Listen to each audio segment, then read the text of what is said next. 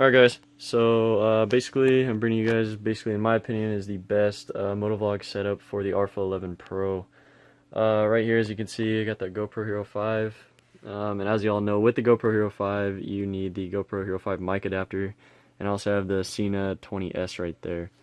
So basically I'm going to show you guys kind of how I wired it in. I'm not going to take the whole helmet apart again, but yeah, this is basically, in my opinion, is the best Motovlog setup for this helmet. Okay, so basically, let's start over here. As you all know, the Sena 20S hooks on with like a clamp. There's a clamp that hooks on one side and then the other, and then you use a Allen key to tighten down the bolts, and it holds on really well. It's really sturdy. And then I'll show you where those wires are right after this. And then also, we got the mic adapter. What I did with the mic adapter is with the Sena, it comes with these extra Velcros.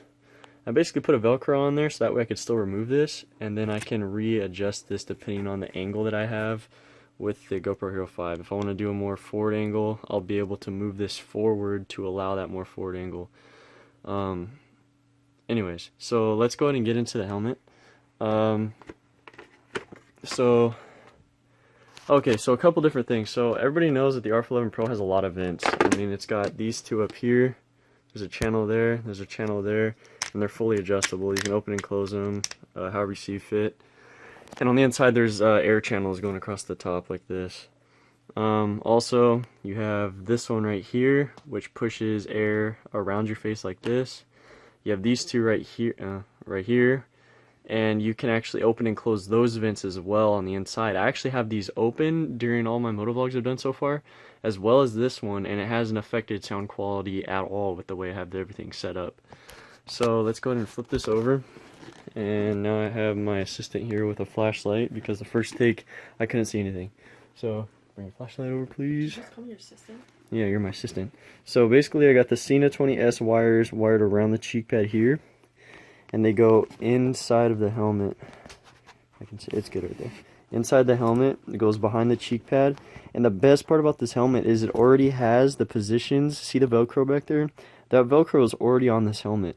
All I literally had to do was peel off the cover, the coating that was on it, and then attach the Sena 20S speakers directly to the helmet.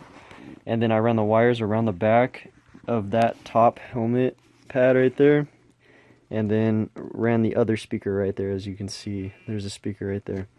So that's the Sena 20S. It was pretty simple to wire in. I had this going around here. It's up underneath the chin skirt.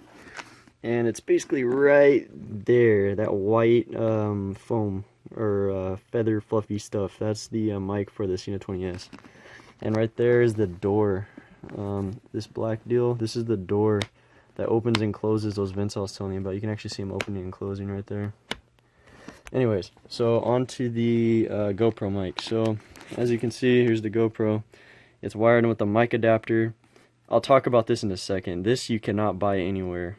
I'll tell you about this in a second. So anyways, so there's the GoPro mic adapter, and then there's the mic. So the mic is running underneath the chin skirt again, but I have it running in a weird angle. So I have it going in here, I have it going around this cheek pad in between two buttons. There's a button here, and then there's a button up inside like right here. I run it in between.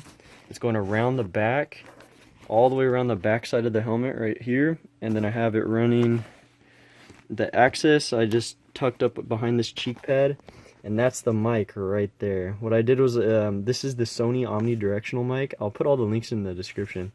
This is the Sony Omnidirectional mic. I took two of the regular black, basically wind covers from the Sena 20S right here, this mic, or the Sena 20S. I put one on either side of the mic because it's omnidirectional. There's a left and a right speaker.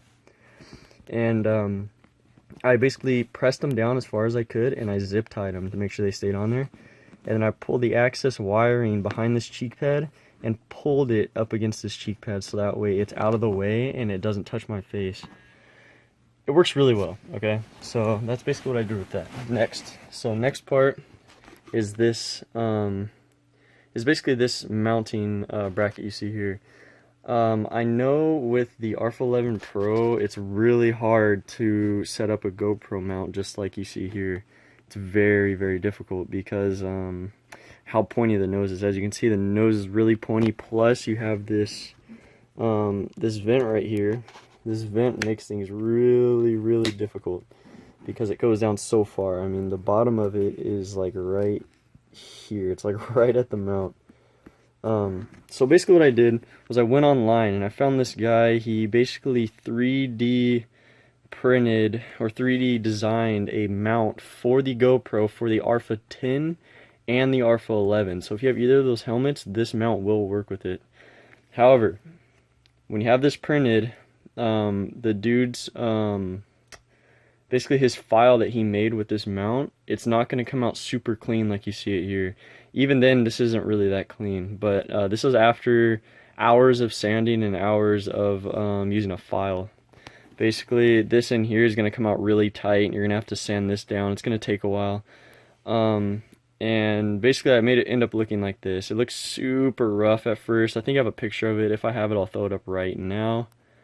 So yeah, that is the old picture of the mount, and now this is the after. So I basically just took a file, I filed down all the rough edges, especially on the underside that was going to attach to the helmet, and what I used to attach this was 3M 30-pound tape.